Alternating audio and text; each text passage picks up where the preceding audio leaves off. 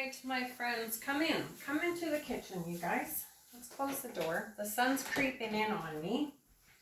So, I have the curtains closed. I'm hoping it's, yeah, I was going to say, I'm hoping it's bright enough, but it looks okay. So, I have some new toys. Yes, I do so from a very generous supporter.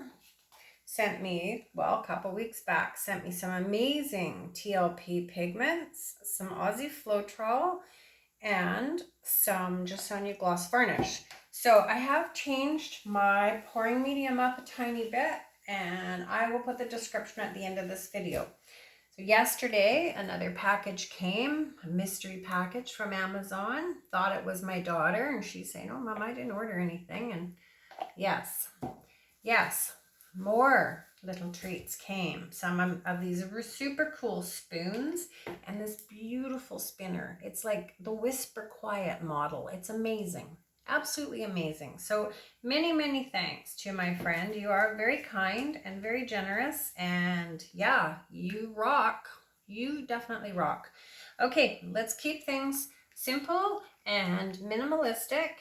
And we're going to go from there, and we are going to try to tone it down a bit because I find on the black background it's really easy to get carried away. So this is a little bit of Prisma 65, which is an interference pigment. This one is in a green gold. Little pots like this go a long way, and it will take over. If you allow it to take over your painting, it will run the show. So yeah, err on the side of caution when using it. That was a super inexpensive greeny gray color from the dollar store, like $1.50. This one is Amsterdam golden ochre. It's my new favorite. It's my new like yellow oxide. And this is a little bit of Deco Art white satin enamel. We're going to keep this sort of easy as well. And it's mixed with a little bit of Modern Masters white pearl.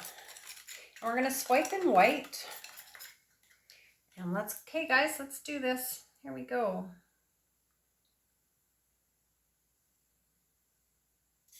Like I said, we're going to try to keep it super minimal.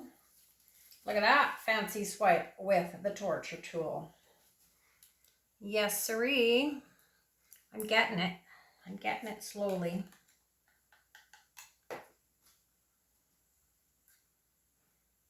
Okay, I might have put a little bit too much swipe on that.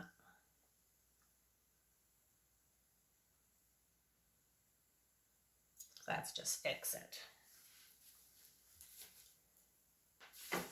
See, I fixed that, and now I have too much down here.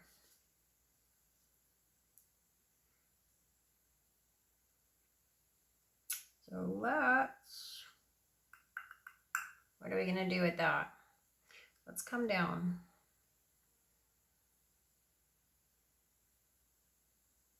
Let's come down like that. And then we're going to give it a quick torch. I'm so excited to be painting. I put my paints away for a couple of days, like I said in my last video on a black base, because I tend to just sort of really gravitate to doing the things I really want to do, and I don't get the things done I have to do. So I cleaned up my mess. I left my paints out, but I cleaned everything up.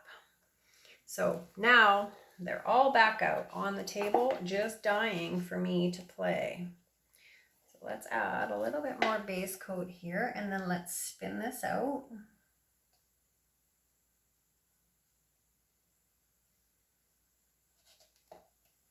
Okay, guys, listen to this.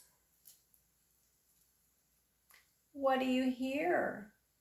Nothing. Nothing is the answer. You hear nothing. Amazing.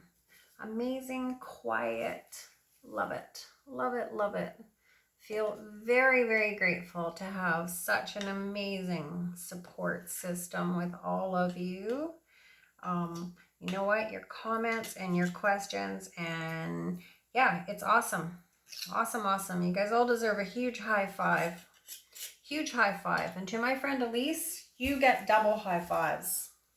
Double high fives. This is the coolest thing ever. Ever, ever. Okay, so let's pick some of this up because it's pretty neat. And let's put it in here somewhere.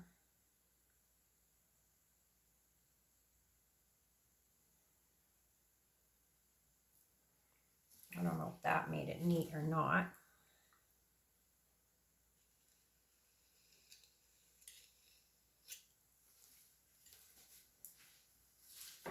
And then I think I'm just going to pick this up and we're just going to wiggle it. So we definitely kept it simple, which is what I was going for. I dissed my first piece on black tonight, was quite busy. And I definitely prefer the sort of more minimalistic pours. That is just kind of where my comfort zone is. Total coverage pieces are cool. They're just not in my wheelhouse. So I'm happy with this, happier than my first piece.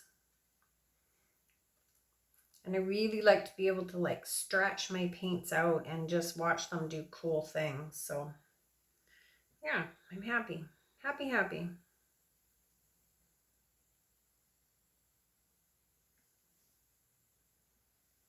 So that's it, guys. We're just going to keep playing with this and keep stretching it and just moving the paint around a little bit. We're not going to take much off, but we're going to stretch out what we have.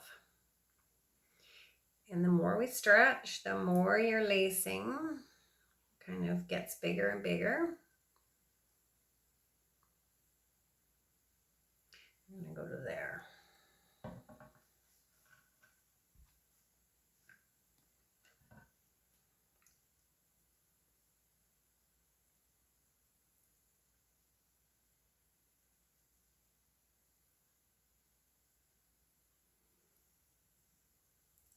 And we're going to stretch it back one more time.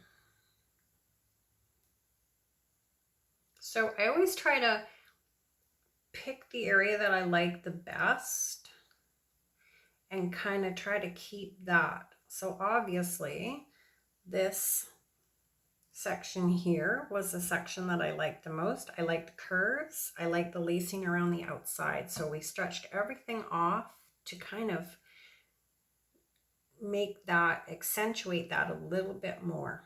Does that make sense? All right, guys, it's getting darker and darker in my kitchen. And I am going to kick myself for just dropping this piece of goo in here. Huh.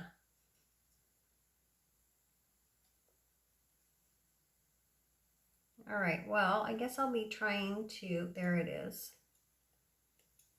fish that out in a second, but I'm not going to make you guys painstakingly watch me try to fish out a piece of stuff.